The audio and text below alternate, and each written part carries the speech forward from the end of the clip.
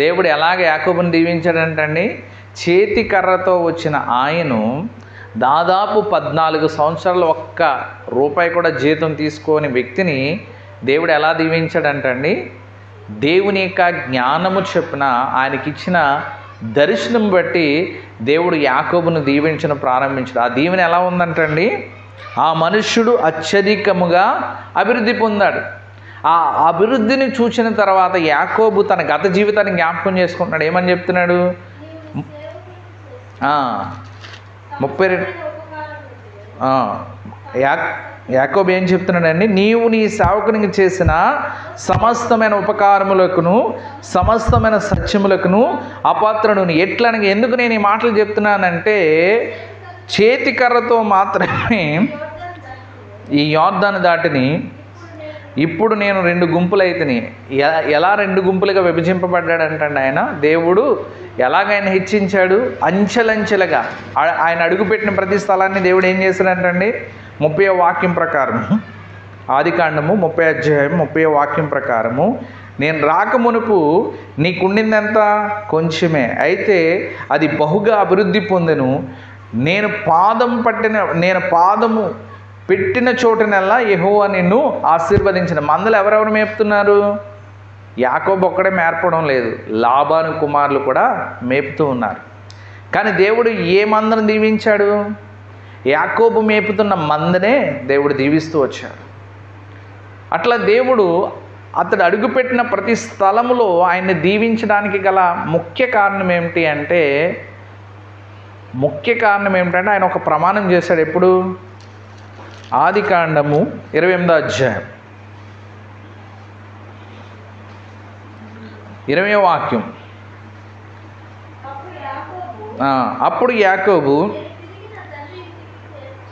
నేను తిరిగి నా తండ్రి ఇంటికి క్షేమంగా వచ్చినట్లు దేవుడు నాకు తోడైండి నేను వెలుచున్న ఈ మార్గములో నన్ను కాపాడి తినుచుటకు ఆహారమును ధరించుకొనుటకు వస్త్రములను నాకు దయచేసిన ఎడ్ల యెహోవా నాకు దేవుడై ఉండెను. మరియు స్తంభముగా నేను నిలిపిన ఈ రాయి దేవుని మందిరమగును. మరియు నీవు నాకు ఇచ్చి యావత్తులో 10వ వంతు నిశ్చయంగా నీకు చెల్లించిందనని మొక్కుకున్నాడు. అంతే, మొక్కుబడి చేసుకున్నాడు. ఏమని మొక్కుబడి చేసుకున్నాడు, నేను వెళ్తున్న ఈ మార్గం అంతట్లో నీవు నాకు తోడైండి నన్ను కాపాడి తినడానికి ఆహారము ధరించుకున్నటకు వస్త్రాలు దయచేసిన ఎడల, వీటి మాత్రమే కాకుండా ఇంకా ఏమైనా మీరు నాకు ఇస్తే నీవు నాకు ఇచ్చే అంతటిలో నేను ఏమిస్తానన్నానండి, 10వ వంతు నేను నీకు చెల్లిస్తాను. దీనికి ముందు దేవుడు ఆయనకి ప్రత్యక్షమై చెప్పాడు. ఏమని చెప్పాడు, 15వ వాక్యం 14 నుంచి చదువుదాం. నీ సంతానము భూమి మీద లెక్కకు ఇసుకరేణు వలె అగును. నీవు పడమటి తట్టును తూర్పు తట్టును ఉత్తరపు తట్టును దక్షిణ తట్టును వ్యాపించదవు. భూమి యొక్క వంశముల నీవు నీ మూలముగా నీ సంతానం మూలంగా ఆశీర్వదింపబడును. ఇదిగో నేను నీకు తోడై ఉండి నీ వెళ్ళు ప్రతి స్థలమందు నిన్ను కాపాడుచు ఈ దేశంలోకి నిన్ను మరలా రప్పిస్తాను. నిన్ను కాపాడి తిరిగి నేను రప్పిస్తానని దేవుడు వాగ్దానం చేశాడు. నువ్వు వెళ్ళే ప్రతి స్థలంలో నేను నీకు తోడుగా ఉంటానని దేవుడు వాగ్దానం చేశాడు. నా ప్రియమైన వాళ్ళారా, ఇక్కడ యాకోబు వాస్తవంగా దేవుడే నాతో మాట్లాడాడు, దేవుడే నాకు తోడై ఉంటానన్నాడు.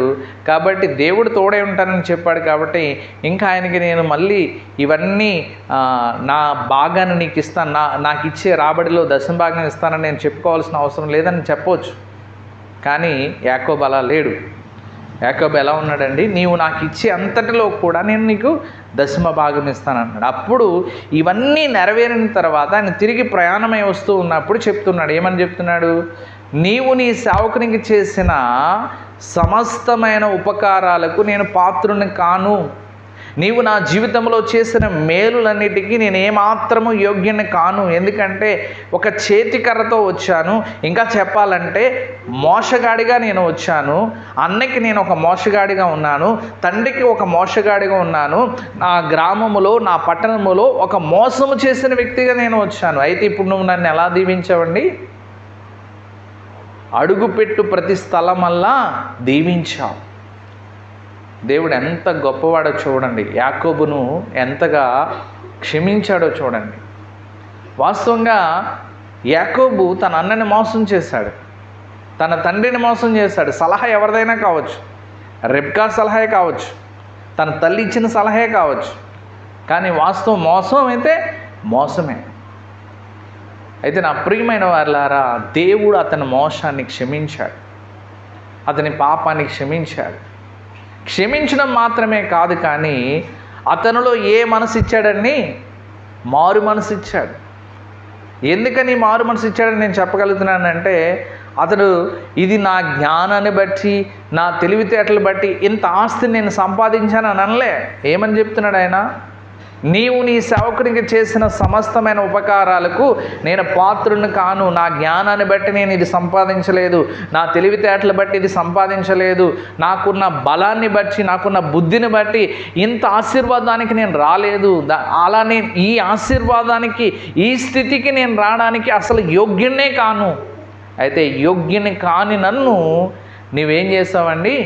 యోగ్యునిగా మార్చావు నీవు చేసిన ఉపకారాలకు. అందుకే కీర్తనగాడు ఏమంటాడండి?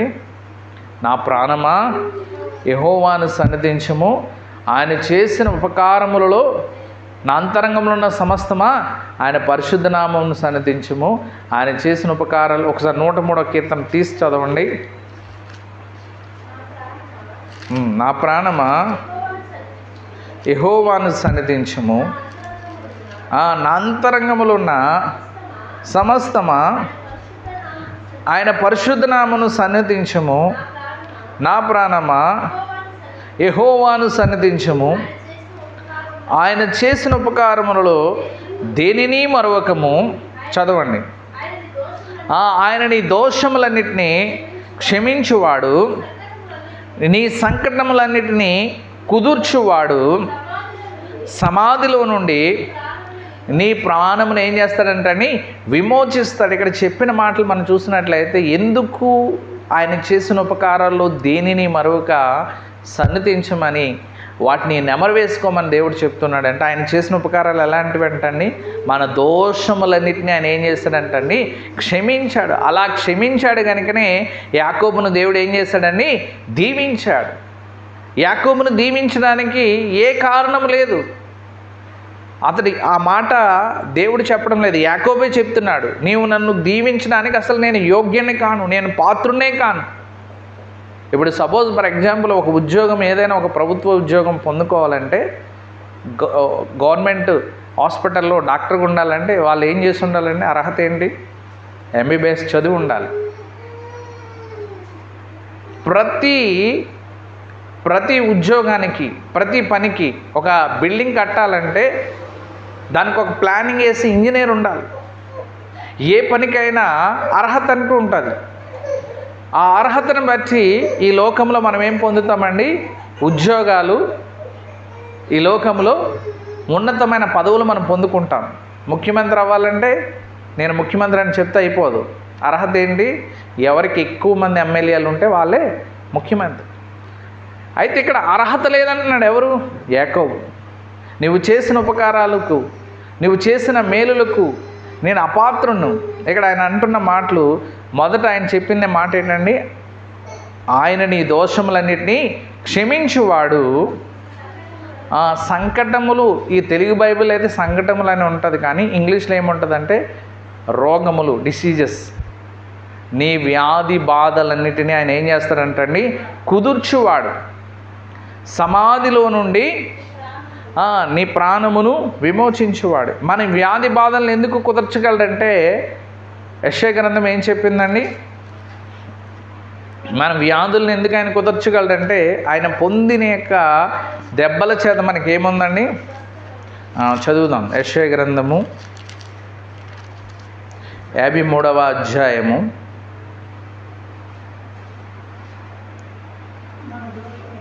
1 మన అతిక్రమ క్రియలను బట్టి అతడు గాయపరచబడిను, మన దోషములను బట్టి నలగొట్టబడిను, మన సమాధానార్థమైన శిక్ష అతని మీద పడెను, అతడు పొందిన దెబ్బల చేత మనకేం కలుగుతుందంటండి? స్వస్థత కలుగుచు ఉన్నది. ఎవరు పొందిన దెబ్బల చేత? ఆయన పొందిన దెబ్బల చేత. ఆయన అనగా యేసుక్రీస్తు ప్రభువారు పొందిన దెబ్బలలో మనకేముందంటండి? స్వస్థత. అందుకే కీర్తనాకారుడు 103వ కీర్తనలో ఏం చెప్తున్నాడండి? నీ సంకటములన్నిటినీ కుదుర్చువాడు ఆయనే. ఎవరైతే ఆయన పాదాల చెంతకు వచ్చి, ప్రభువా నాకున్న ఈ బలహీనత, నాకున్న ఈ రోగము, ఈ రుగ్మత నుంచి నన్ను విడిపించమని ఎవరైతే ప్రాధేయపడతారో వారిని దేవుడు ఏం చేస్తాడంటండి? సంకటములను కుదర్చడం మాత్రమే కాకుండా పక్షిరాజు యవనం వలె నీ యవనాన్ని ఏం చేస్తాడంటండి? పక్షిరాజు యవనం వలె 103వ కీర్తన ఆయుష్ని ఏం చేస్తాడంటండి ఆయన? 5వ వాక్యం, పక్షిరాజు యవనం వలె నీ యవనము క్రొత్తదగుచుండినట్లు మేలుతో మన హృదయాన్ని ఏం చేస్తాడంటండి? తృప్తిపరుస్తాడండి. ఇక్కడ మనం గమనించవలసింది ఏంటంటే మన యొక్క రోగములను, మన యొక్క వ్యాధి బాధల్ని కుదిర్చడం మాత్రమే కాకుండా మన యవనాన్ని ఏం చేస్తాడంటండి? నూతనపరుస్తాడు. అంటే పోగొట్టుకున్న ఆరోగ్యాన్ని, పోగొట్టుకున్న శక్తిని, పోగొట్టుకున్న బలాన్ని ఏం చేస్తాడంటండి? తిరిగి దయచేస్తాడు. తిరిగి దయచేస్తాడు. ఎలా సాధ్యం ఇది? ఆయన పొందిన దెబ్బలలో స్వస్థత ఉన్నదని నువ్వు నమ్మితే, కుళ్ళిన ఎముకల్లో ఆయన ఏమి ఇస్తాడంటండి? శక్తిని ఇవ్వగలిగిన దేవుడు. ఎందుకంటే ఎండిన ఎముకలతో దేవుడు మాట్లాడమన్నాడు. యెహెజ్కేలు ప్రవక్త ద్వారా ఏమని మాట్లాడాడు? ఈ లోయలో ఉన్న ఎముకలతో నువ్వు వెళ్ళి మాట్లాడన్నాడు. యెహెజ్కేలు గ్రంథము ఒక ప్రవచనం ఎత్తి, ఎండిపోయిన ఈ ఎముకలతో ఇట్లనము, ఎండిపోయిన ఎముకలారా యెహోవా మాట ఆలకించుడి, ఈ ఎముకలకు ప్రభువైన యెహోవా సెలవిచ్చినదేమనగా, మీరు బ్రతుకున్నట్లు నేను మీలోకి జీవాత్మ రప్పించుచున్నాను అని ప్రవచించమని ప్రవక్తతో దేవుడు మాట్లాడుతున్నాడు. ఎండిన ఎముకల్లో ఉన్న ఒక లోయలో ఎండిన ఎముకలన్నీ ఉన్నాయి. అక్కడ ప్రవక్తతో మాట్లాడతాడు. ఇవి తిరిగి అతకబడతాయంటే అది నీకే తెలియను ప్రభు అని ప్రవక్త చెప్తాడు. అయితే నువ్వు ప్రవచన వ్యక్తి. ప్రవచనం అంటే ఏంటండి? జరగబోయేదాన్ని చెప్పడం. ఇక్కడ ఎండిపోయిన ఆ మాటలు ఎందుకు చెప్పాడు? అక్కడ ఇజ్రాయేల్ ప్రజలు ఏమైపోయారంటే ఆత్మీయంగా ఎండిపోయారు, శారీరకంగా ఎండిపోయారు. బబులోను చెరకు వెళ్ళి తమ యొక్క ఆరోగ్యాన్ని, తమ యొక్క బలాన్ని, తమ యొక్క శక్తిని, తమ ఆస్తి పాస్తులన్నింటినీ పోగొట్టుకున్నారు. నిరాశ నిస్పృహతో ఉన్నారు. అంటే ఇప్పుడు ప్రవచనం అంటే ఏమైందంటే వివాహం అవుతుందని, సంతానం వస్తుందని, లేదంటే నీకు గవర్నమెంట్ ఉద్యోగం వస్తుందని, ఇవి ప్రవచనాలు అయిపోయాయి. కానీ వాస్తవం ఇక్కడ దేవుడు మాట్లాడిన ప్రవచనం వేరు.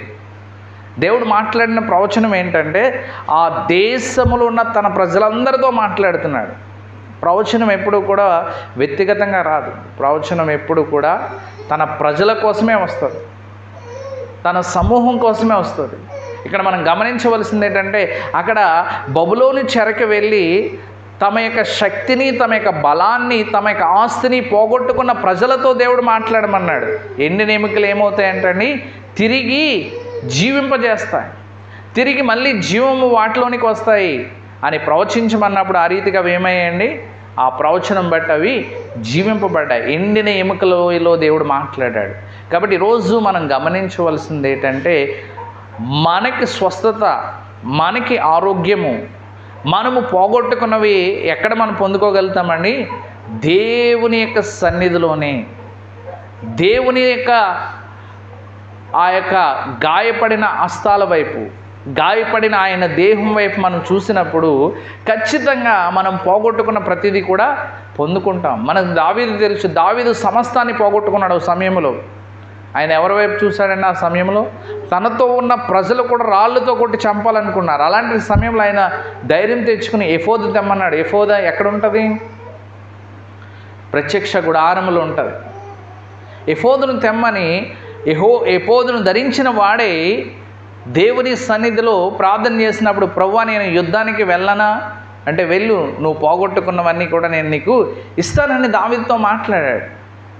పోగొట్టుకున్నవన్నీ తిరిగి ఎలా పొందుకున్నాడంటే దేవునికి సన్నిధిలో ప్రార్థించడం ద్వారా.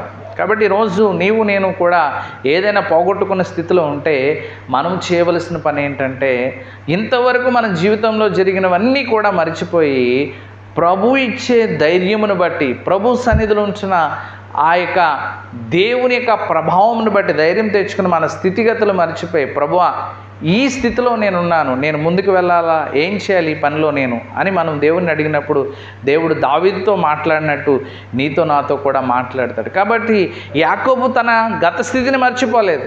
ఇప్పుడు నేను మంచి స్థితిలోకి వచ్చాను, మంచి పొజిషన్లోనికి వచ్చానని అతిశయించలేదు. అతడు చెప్పిన మాటలు ఏంటంటే, వీటన్నిటినీ పొందుకొనుటకు నేను అపాత్రుడును. ఇలాగే దావీదు చెప్పాడు రాజు అయిన తర్వాత, ఇంతగా నన్ను హెచ్చించుటకు నేనే పాటివాడును, నా కుటుంబము ఏ పాటిదని చెప్పాడు. ఇంతగా నేను హెచ్చింపబడుటకు నేనే పాటివాడిని, నా కుటుంబం ఏ పాటి.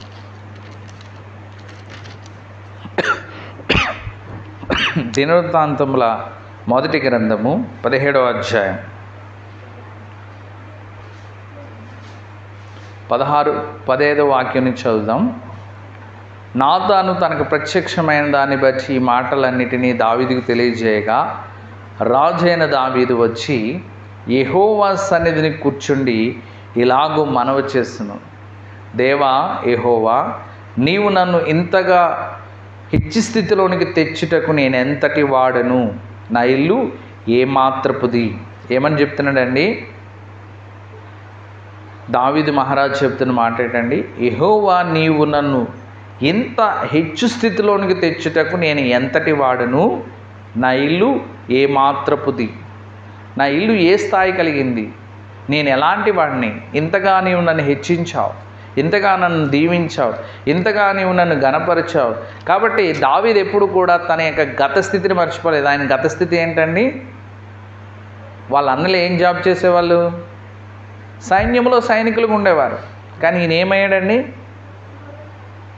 ఆ సైన్యానికే అధిపతిగా, రాజుగా, సైన్యాధిపతి కూడా కాదు, ఆ సైన్యాధిపతిని పైన ఉండే రాజుగా దేవుడు దావీదుని హెచ్చించాడు. ఇంకా మరి తన అన్నల విషయం పక్కన పెడితే తన యొక్క వ్యక్తిగత వృత్తి ఏంటండి, గొర్రెల కాపరి. ఎక్కడో అడవుల్లో ఉండేవాడు, ఎక్కడో గొర్రెలు మేపుకుంటూ అన్నల చేత తృణీకరింపబడిన వ్యక్తిగా, చివరికి నీ ఇంటి వాళ్ళందరినీ తీసుకురమ్మంటే దావీదుని అక్కడికి పిలవలే. ఎవరండి, తన తండ్రికి కూడా అతని మీద నమ్మకం లేదు.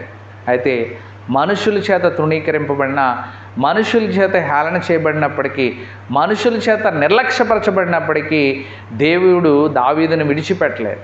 దేవుడు దావీదును దీవించాడు. అయితే దావీదు అంత స్థితిలో హెచ్చింపబడినప్పటికీ కూడా దావీదు నోటి నుంచి వస్తున్న మాటలు ఏంటండి, ఎప్పుడైతే మానవుని యొక్క హృదయంలో గర్వం వస్తుందో, నాశనంకు ముందు ఏమొస్తుందండి, గర్వం వస్తుంది.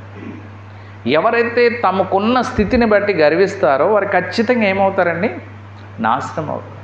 ఎప్పుడూ కూడా మన జీవితంలో మనకి కలిగిన దేన్ని బట్టి కూడా అతిశయించకూడదు. అది ఉద్యోగమైన, వ్యాపారమైన, అందమైన, ఈ లోకంలోని ఏ స్థితిగతులైనా. దావీదు అనవచ్చు, నేను గొలియాతుని చంపాను కాబట్టే నేను రాజు అయ్యాను అనుకోవచ్చు.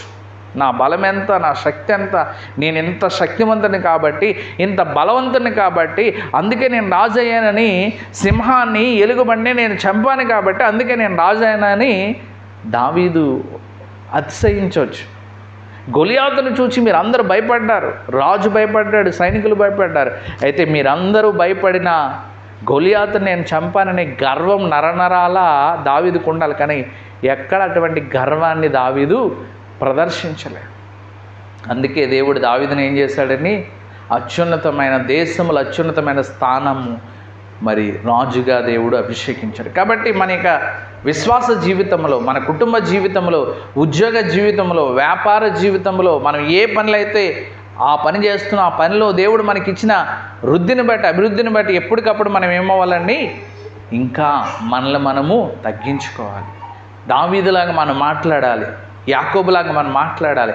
దావీదు అంటున్నాడు, నేను ఎంతటి వాడిని ప్రభువా, నా కుటుంబం ఏ పాటిది ప్రభువా. యాకోబు అంటున్నాడు, నీవు చేసిన సమస్తమైన ఉపకారాలకు నేను పాత్రున్నే కాను. కాబట్టి నా ప్రియమైన వారలారా, మన వ్యక్తిగత జీవితాల్లో ఇటువంటి తగ్గింపు జీవితం ఉంటే దేవుడు తన్ను తాను తగ్గించుకున్నవాడు ఏమవుతాడని చెప్పాడండి? హెచ్చింపబడను.